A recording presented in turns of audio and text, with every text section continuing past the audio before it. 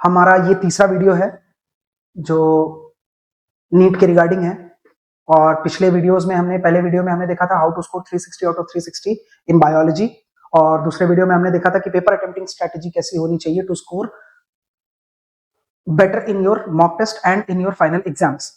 ठीक है, आज का जो हमारा करंट टॉपिक है वो ये है कि करियर ऑप्शंस क्या है नीट के बाद। बच्चे डरे हुए रहते हैं, उनको लगता है बायोलॉजी में एक ही सोल्यूशन है, एक ही ऑप्शन है आपके पास, आप कुछ और नहीं कर सकते हो, आपका करियर और बिल्ड नहीं कर सकते हो कहीं पे भी आप। तो ऐसा नहीं है। ठीक है, तो आज हम उसी चीज पे डिस्कस करेंगे कि what are the career options after NEET. ठीक है, या आफ्टर पीसीबी जो आप 12th में लेते हो। ठीक है, तो my name is Shikhar Srivastava, I am currently MBBS student, I am biology faculty at EMC2 classes. और हम अच्छे से आज डिस्कस करेंगे कि क्या करियर ऑप्शंस हो सकते हैं, क्या वो ऑप्शंस हो सकते हैं जो एक नीट में कम स्कोर वाला बच्चा ऑप्ट कर सकता है to earn better standard of living, और एक बच्चा जिसको नीट नहीं देना है उसको पीसीबी उसने लिया आउट ऑफ इंटरेस्ट, और उसके बाद वो इंडिया में और क्या कर सकता है जिससे उसकी एक अच्छी स्टैंडर्ड ऑफ लिविंग हो और एक अच्छा इनकम हो सके। ऑब्वियस सी बात है, इनकम हमारे लिए बहुत ही अटमोस्ट इंपॉर्टेंट चीज है। ठीक है, तो हम इसी पे डिस्कस करेंगे। हम डिस्कस इसमें और भी बहुत सारी चीजें डिस्कस करेंगे, क्या स्कोप हो सकता है, ठीक है, इंडिया में इस चीज का कितना स्कोप है। फिर फाइनली हम डिस्कस करेंगे कि और क्या है, मतलब नीट में कितने स्कोर पे बच्चे को रिपीट करना चाहिए। बच्चों के दिमाग में ये भी डाउट होता है, पेरेंट्स के दिमाग में ये डाउट होता है कि यार हमारे बच्चे का इतना स्कोर है, क्या उसको रिपीट करना चाहिए, नहीं करना चाहिए, रिपीट करना चाहिए, ईयर वेस्ट हुआ, साल चला गया, ऐसा वैसा बहुत सारे डाउट्स आते हैं। सब हम इस वीडियो में क्लियर करेंगे, आप लोग बने रहिए, टेंशन मत लीजिए, लास्ट तक देखिए और हम सारे के सारे अपने डाउट्स क्लियर करके जाएंगे आज regarding neat and other career options. तो समझते हैं, जो पहला करियर ऑप्शन हमारे पास है वो है BDS, bachelor of dental surgery.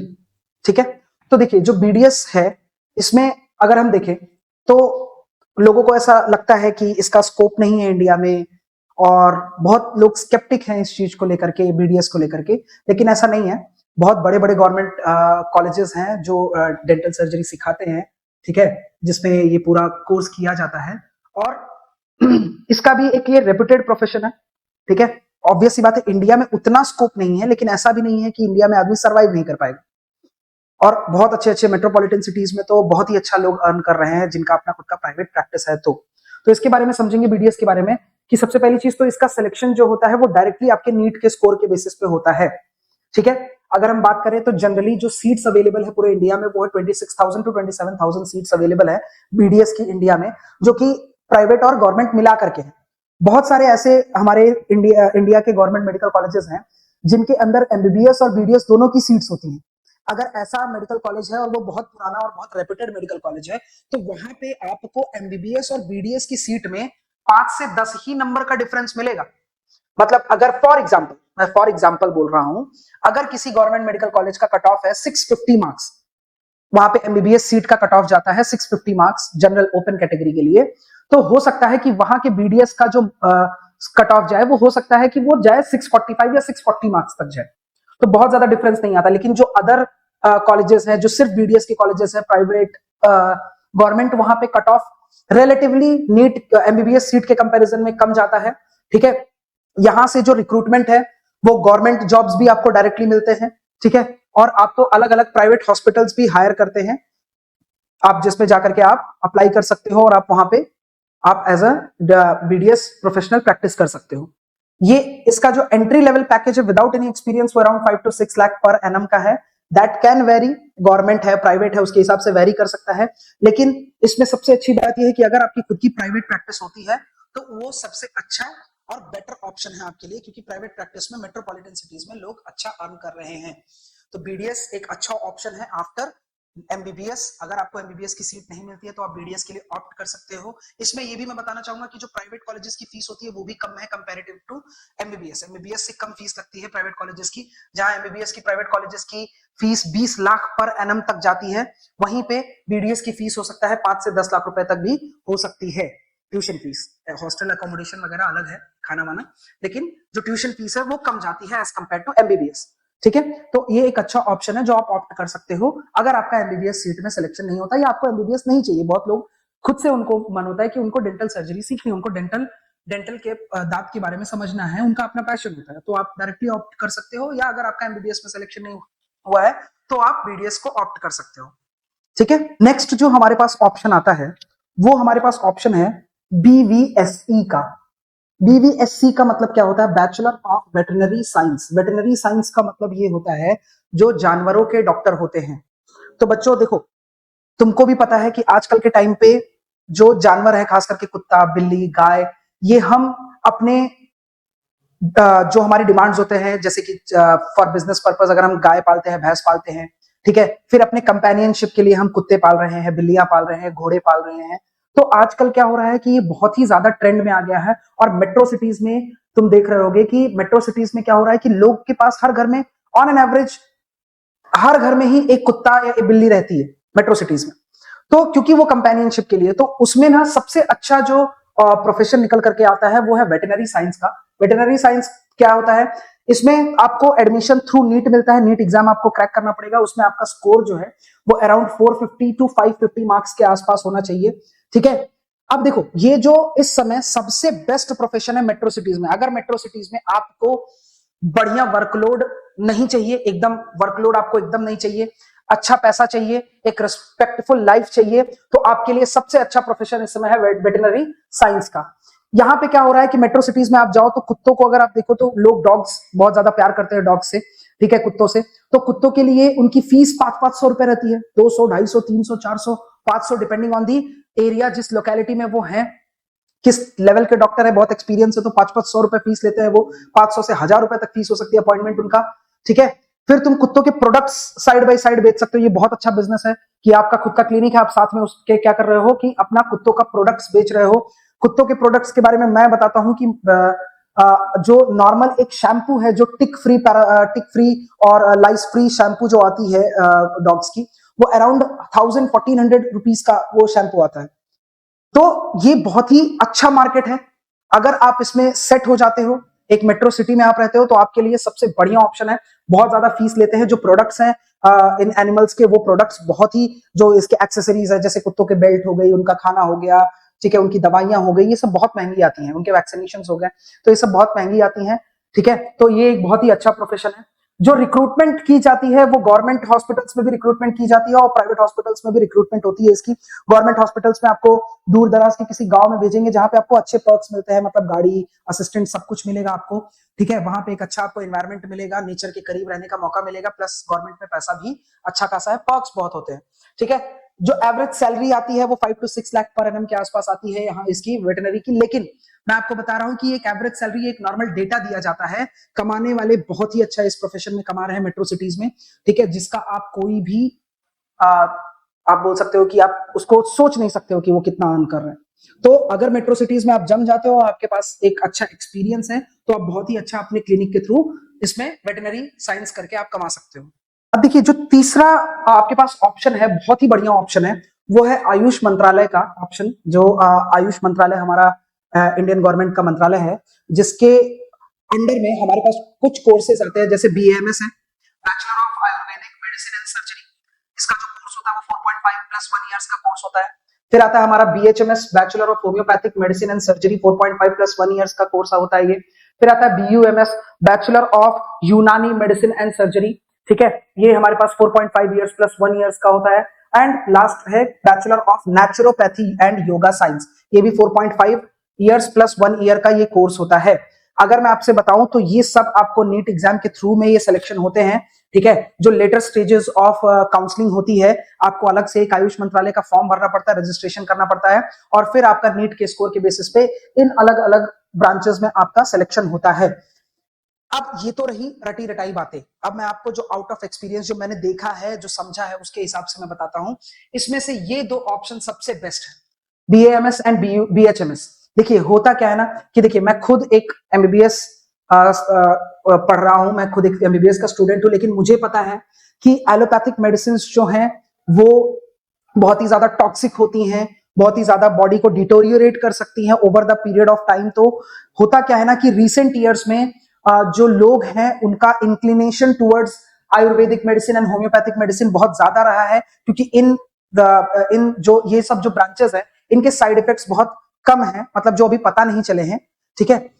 Obvious सी बात है, इनका जो पूरा का पूरा वे ऑफ मेडिसिन, जो वे ऑफ ट्रीटमेंट है, वो बहुत ही डिफरेंट है। लेकिन ये आजकल के रिसेंट टाइम्स में जो मैंने देखा है वो मैं आपको बता रहा हूं कि बहुत ही ज्यादा पॉपुलर ये कोर्सेज हो चुके हैं।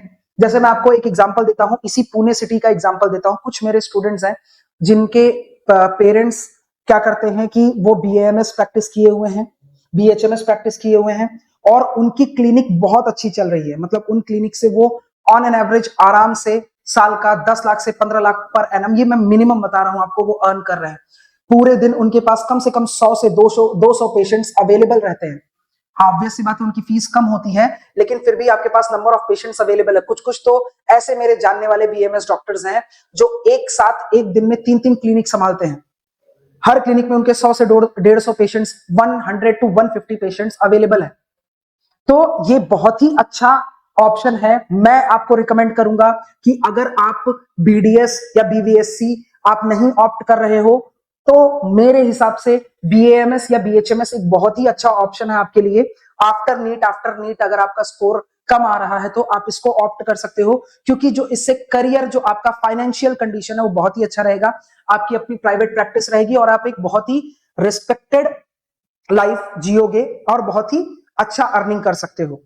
ठीक है, तो पर डे मैं बता रहा हूं, मैंने पर्सनली देखा है। और आजकल तो ये ट्रेंड है कि देखो जितने भी बीएमएस डॉक्टर हैं वो क्या करते हैं, वो एलोपैथी भी प्रैक्टिस करते हैं। तो बहुत सारे मेट्रो सिटीज में आपको बीएएमएस बीएचएमएस डॉक्टर दिखेंगे जो एलोपैथी प्रैक्टिस कर रहे हैं और वो बहुत अच्छा अर्न कर रहे हैं। तो मैं आपको ये सजेस्ट करूंगा कि अगर आपका स्कोर कम है, अराउंड 450 to 500 आपका स्कोर है, ठीक है, तो आपको एक बहुत ही अच्छा government BMS ayurvedic medical college मिल सकता है, होम्योपैथी मेडिकल कॉलेज मिल सकता है। होम्योपैथी का तो कट ऑफ थोड़ा इससे भी कम जाता है, इस बीएमएस का कट ऑफ और इससे कम जाता है। तो आप ये दो ऑप्ट कर सकते हो। फॉर एग्जाम्पल, अगर आपको ये दोनों नहीं चाहिए तो बीयूएमएस भी एक अच्छा ऑप्शन है। और नेचुरोपैथी और योगा साइंस ये भी बहुत अच्छा ऑप्शन है। आप देख रहे हो जो पर्सनल ट्रेनर्स होते हैं बड़े बड़े सेलिब्रिटीज के, जो उनको योगा सिखाते हैं, ठीक है, उनको वो आप कर सकते हो। ऑब्वियस सी बात है, इसका स्कोप उतना नहीं है जितना इन दोनों का है, तो मैं इस पे बहुत ज्यादा फोकस नहीं कर रहा हूं, लेकिन ये भी एक अच्छा ऑप्शन है। अगर आपका अच्छा प्रैक्टिस हो गया, आप बहुत एक्सपीरियंस गेन कर लिए, आपके अच्छे क्लाइंट्स हुए, तो आप नेचुरोपैथी एंड योगा साइंस भी सिखा करके बहुत अच्छा पैसा कमा सकते हो। ठीक है, तो ये दो ऑप्शंस, इनमें से भी मैं बोलूंगा कि ये दो ऑप्शंस के लिए आप ऑप्ट कर सकते हो। आपका एक अच्छा स्टैंडर्ड ऑफ लिविंग होगा और आप रिग्रेट नहीं करोगे। मैं आपको मेट्रोपॉलिटन सिटी का एग्जांपल दे रहा हूं, पुणे, मुंबई, ऐसे सिटीज का एग्जांपल दे रहा हूं जहां पे बीएमएस डॉक्टर्स अच्छे अर्न कर रहे हैं अपने प्राइवेट क्लिनिक से। तो नेक्स्ट ऑप्शन हम ये समझते हैं, जो हमारे पास नेक्स्ट ऑप्शन है वो है बीएससी न्यूट्रिशन एंड डाइटेटिक्स। ठीक है, तो बीएससी न्यूट्रिशन एंड डाइटेटिक्स क्या है, इसका जो कोर्स ड्यूरेशन है वो 3 साल का है। इसमें जो अपॉर्चुनिटीज आपको मिलती है वो मिलती है, जो जॉब वैकेंसीज आपको मिलती है वो एज ए न्यूट्रिशनिस्ट मिलती है, स्पोर्ट्स न्यूट्रिशनिस्ट मिलती है, health coach, food quality checker in FSSAI. ठीक है, तो देखिए जो न्यूट्रिशनिस्ट आजकल जिम वगैरह होते हैं, जितने भी बड़े बड़े जिम्स हैं मेट्रोपॉलिटन सिटीज में, वहां पे जिम्स में अपना उनका खुद का एक न्यूट्रिशनिस्ट होता है जो आपके बॉडी वेट, आपके हाइट, इन सब के अकॉर्डिंग, आपके कैलोरीज के अकॉर्डिंग आपको ये बता सके कि कितना आपका खाना होना चाहिए, किस टाइप का खाना होना चाहिए, ताकि आप वेट लॉस कर सको, वेट गेन कर सको। तो वो सब भी वैकेंसीज अच्छा पे करते हैं, ये बड़े बड़े जो फ्रेंचाइजीज जिम्स होते हैं वो। ठीक है, फिर डॉक्टर्स के पास भी अपने खुद के न्यूट्रिशनिस्ट होते हैं अलग अलग। जैसे अगर किसी को बोन इंजरी हुई हो, किसी को कैंसर हुआ हो, किसी को कोई ऐसी डिजीज हुई हो, तो उसमें अलग अलग टाइप से न्यूट्रिशन किस तरीके से दिया जा सकता है, किस किस टाइप का, उसके लिए भी अलग अलग वैकेंसीज होती हैं। हेल्थ कोच होते हैं, बड़े बड़े फिल्म स्टार्स वगैरह के आप पास देखोगे तो उनके अलग अलग हेल्थ कोच होते हैं, बड़े बड़े एथलीट्स जितने भी होते हैं उनके अपने हेल्थ कोच होते हैं। तो वो अलग अलग वैकेंसीज मिलती है, बट इसका इतना स्कोप नहीं है हेल्थ कोचेस का।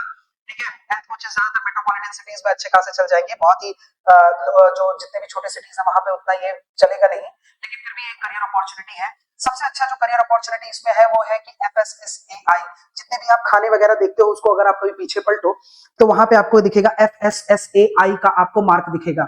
ठीक है, जिसको नॉर्मल लैंग्वेज में लोग फसाई फसाई बोल देते हैं। ठीक है, लेकिन वो है एफएसएसएआई, जो फूड सेफ्टी का जो बोर्ड है इंडिया का, जो सारे फूड की क्वालिटीज को चेक करता है, इसमें कितना अडल्ट्रेशन है, ठीक है, किस क्वालिटी का फूड है, जितना न्यूट्रिशन इन्होंने लिखा है, क्लेम कर रहे हैं क्या ये वो न्यूट्रिशन उतने उतने अमाउंट में उसमें प्रेजेंट है कि नहीं है। तो बेसिकली जितना भी फूड से रिलेटेड उसकी क्वालिटी और उसका जितना भी सर्वे है सब कुछ ये करता है, और इसमें आप इस कोर्स के थ्रू जा सकते हो। ऑब्वियस सी बात है, इसके लिए आपको एग्जाम्स वगैरह क्रैक करने पड़ेंगे, इंटरव्यू वगैरह, बट इसमें आप जा सकते हो। फिर जितने भी प्राइवेट कंपनीज है, जैसे नेस्ले है, नेस्ले आप जानते हो बहुत बड़ी कंपनी है, आईटीसी बहुत बड़ी कंपनी है। तो ये प्राइवेट कंपनीज भी अपने R&D डिपार्टमेंट मतलब रिसर्च एंड डेवलपमेंट के लिए लोगों को हायर करते हैं। वो कौन से कोर्स मतलब कौन से बैकग्राउंड से लोगों को हायर करते हैं? बीएससी न्यूट्रिशन एंड डायटेटिक्स से। जो एवरेज सैलरी है वो 5 to 6 लाख पर एनम है। देखिए मैं बार बार बोल रहा हूं, ये एवरेज सैलरी है, ये डेटा गूगल पे प्रेजेंट रहता है, ये डेटा ऐसे लिखा हुआ रहता है हर जगह, लेकिन ये बहुत ही ज्यादा वेरी करता है, ये कम भी हो सकता है, लेकिन मोर ओवर द चांसेस यही है कि अगर आप अच्छे से और बहुत ही एक्सपीरियंस गेन कर लेते हो तो ये सैलरी बहुत ही छोटा अमाउंट है इन सब कोर्सेज के, इन सब बैकग्राउंड्स के आगे। तो बहुत ही अच्छा आप अर्न कर सकते हो। आप इन सैलरी एवरेज सैलरीज को देख करके आप डरिए मत। अगर आप एमबीबीएस का एवरेज सैलरी उठा करके, एक एमडी का एवरेज सैलरी उठा करके देखोगे तो आपको इंटरनेट पे 10 लाख रुपए पर एनम लिख के दे देंगे, लेकिन आपको और मुझे सबको पता है एक डॉक्टर 10 लाख रुपए नहीं कमाता है बस साल का। तो ये जो एवरेज सैलरी लिखी जाती है बेटा, ये बस ऐसे ही लिखा जाता है डेटा प्रेजेंट करने के लिए। आप अपने आसपास सोसाइटी में देखिए कि एक्चुअल डेटा क्या है। मैं बता रहा हूं कि बहुत अच्छा लोग अर्न कर रहे हैं, सिर्फ डॉक्टर्स ही नहीं सर्वाइव कर रहे हैं। ठीक है, ऑब्वियस सी बात है, डॉक्टर बनना एक नोबल प्रोफेशन है, एक बहुत ही अच्छा प्रोफेशन है। ठीक है, लेकिन बहुत अच्छे अच्छी पोस्ट हैं, बहुत अच्छे अच्छे बैकग्राउंड्स है, बहुत अच्छे अच्छे कोर्सेज है, जिससे आप एक अच्छा सर्वाइवल, एक अच्छा स्टैंडर्ड ऑफ लिविंग एक्वायर कर सकते हैं। ठीक है, तो नेक्स्ट ऑप्शन हमारे पास क्या है? BSc in forensic science. BSc मतलब बैचलर ऑफ साइंस होता है। ठीक है, जिसमें आप किसमें कर सकते हो? फॉरेंसिक साइंस में कर सकते हो। अगर देखें तो ये 3 ईयर का ड्यूरेशन है। इसमें आप क्या बन सकते हो? फॉरेंसिक साइंटिस्ट बन सकते हो।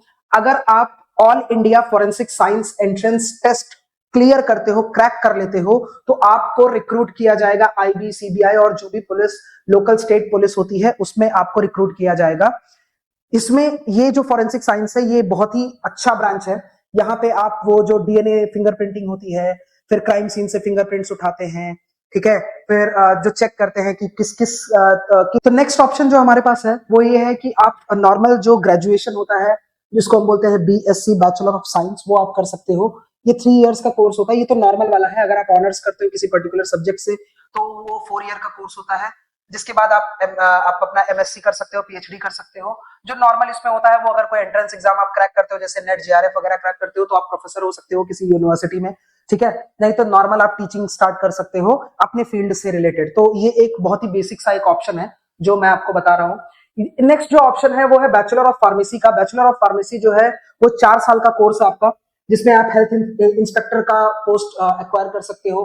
क्लिनिकल फार्मासिस्ट होते हैं अलग अलग कंपनीज में, केमिकल ड्रग टेक्नीशियंस होते हैं अलग अलग कंपनीज में, फार्मा कंपनीज में, जो ड्रग का टेस्टिंग करते हैं, जो उनमें बताते हैं कि किस अमाउंट ऑफ मतलब ये प्योर है या नहीं है, कितने अमाउंट है वगैरह वगैरह, जितनी भी चीजें ड्रग्स की टेस्टिंग वगैरह है वो सब आप ये इसी के थ्रू जाते हैं।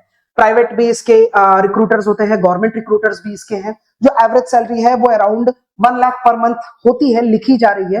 ठीक है, लेकिन ये 50K से भी स्टार्ट हो सकती है, 50,000 पर मंथ से लेकर के 1 लाख तक हो सकती है, और जैसे जैसे आपको एक्सपीरियंस होगा ये 1 लाख से ज्यादा भी हो सकती है। ठीक है, तो ये दो एक अच्छे ऑप्शंस हैं हमारे पास। ठीक है, अब देखिए ये सारे जितने भी ऑप्शंस हैं ये सब तो है ही है, लेकिन कुछ कुछ बच्चे हैं जिनके दिमाग में ये सवाल चलता रहता है कि सर अगर हमें यहाँ से करना ही नहीं है, इंडिया से हमें यहाँ से एमबीबीएस नहीं करना है, लेकिन हमको एमबीबीएस ही करना है किसी फॉरेन यूनिवर्सिटी से।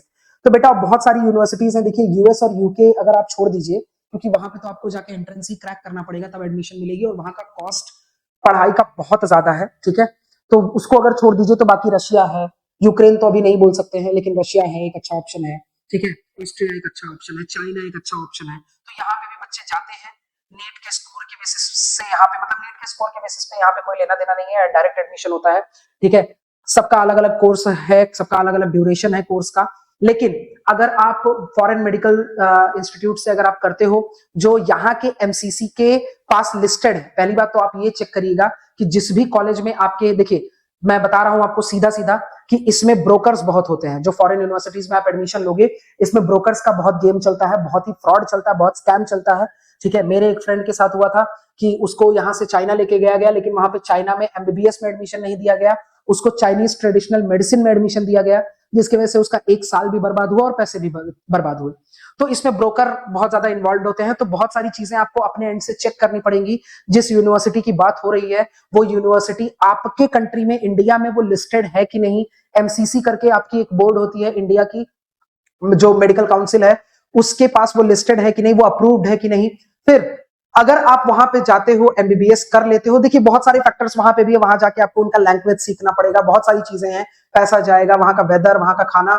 लेकिन अगर हम इन सब चीजों को अवॉइड कर दें और ये मान के चले कि वहां से आने के बाद आपको इंडिया में प्रैक्टिस करना रहेगा, तो ऐसे कंडीशन में आपको एक एग्जाम क्रैक करना पड़ेगा जिसको बोलते हैं FMGE, ठीक है, जो foreign medical graduate entrance examination होता है, वो आपको क्रैक करना पड़ेगा, तब जाकर के आपको इंडिया में इंटर्नशिप करने का लाइसेंस मिलता है।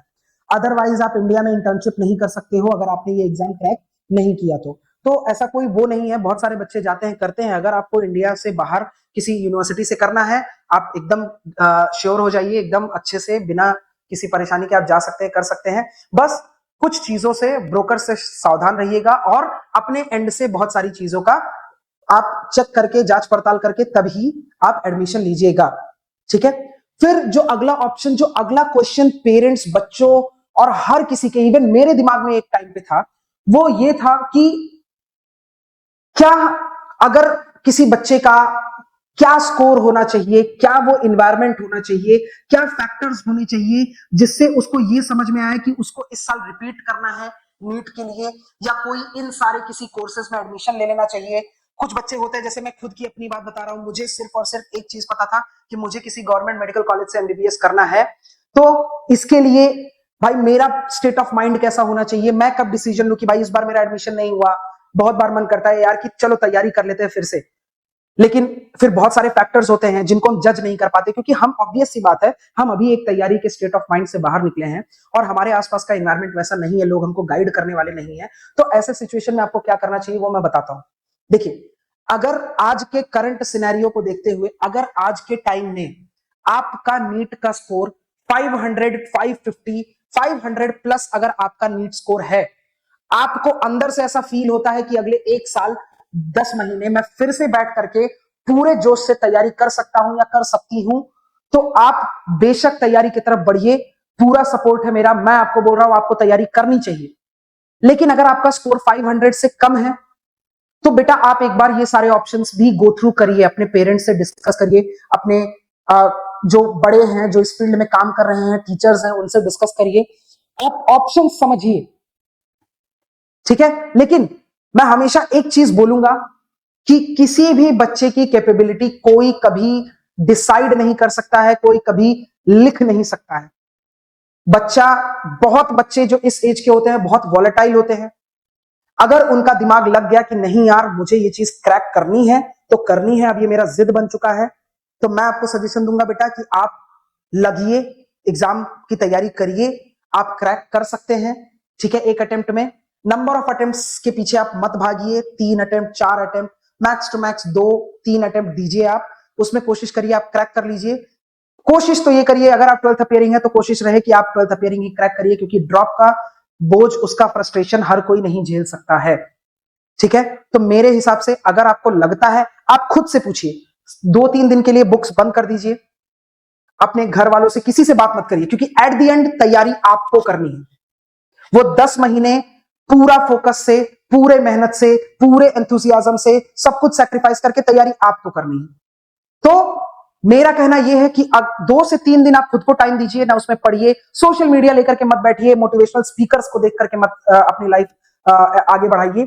खुद से बैठिए, प्रोज एंड कॉन्स लिखिए अपने नोटबुक पे, पॉइंट्स लिखिए, और आप तब डिसाइड करिए कि क्या आप 10 महीने सब कुछ सैक्रिफाइस करके तैयारी करने के लिए तैयार हो।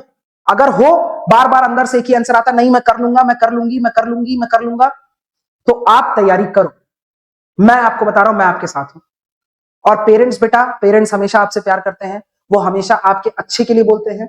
तो हो सकता है कि पेरेंट्स आपको सपोर्ट ना कर रहे हो, क्योंकि वो दूसरी चीजों पे भी ध्यान देते हैं। तो उनकी बात सुनिए, उनको कन्विंस करने की कोशिश करिए कि उनको भी ये पता होना चाहिए, उनको भी ये भरोसा होना चाहिए कि आपका बेटा कर सकता है, उनका बेटा कर सकता है, या उनकी बेटी कर सकती है।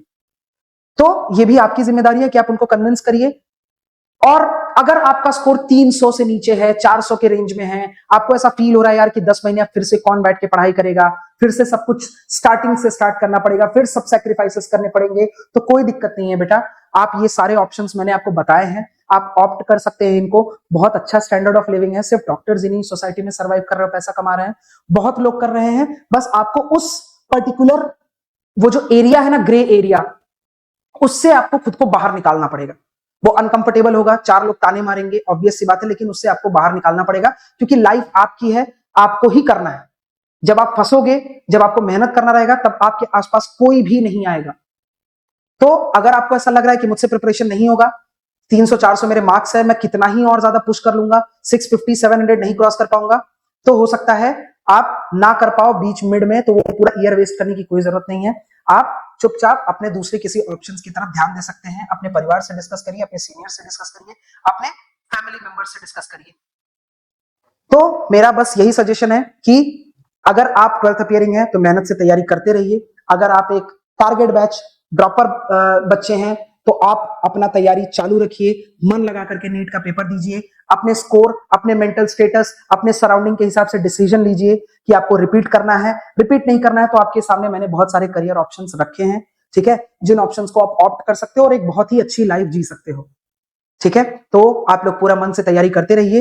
नीट का एग्जाम पास है, मार्च स्टार्ट हो चुका है, मार्च स्टार्ट हो चुका मतलब मार्च खत्म हो जाएगा, आपको पता भी नहीं चलेगा। तो इसीलिए मैं बोल रहा हूं कि आप तैयारी करते रहिए, मैं आपके साथ हूं, मैं ऐसे ही कुछ ना कुछ वीडियोस बना करके आपके डाउट्स, आपके प्रॉब्लम्स क्लियर करते रहूंगा और आपके साथ हूं। आप हमेशा इस चीज का ध्यान रखिएगा कि मैं आपके साथ खड़ा हूं, आपके लिए टॉपिक वाइज जो भी छोटे छोटे टॉपिक्स है उनके वीडियोस लेकर के आता रहूंगा और अदर ऐसे ऐसे छोटे छोटे इंफॉर्मेटिव वीडियोस मैं आपके पास लाता रहूंगा। आप उसको देखिए, अपनी तैयारी करते रहिए। थैंक यू वेरी मच बच्चों।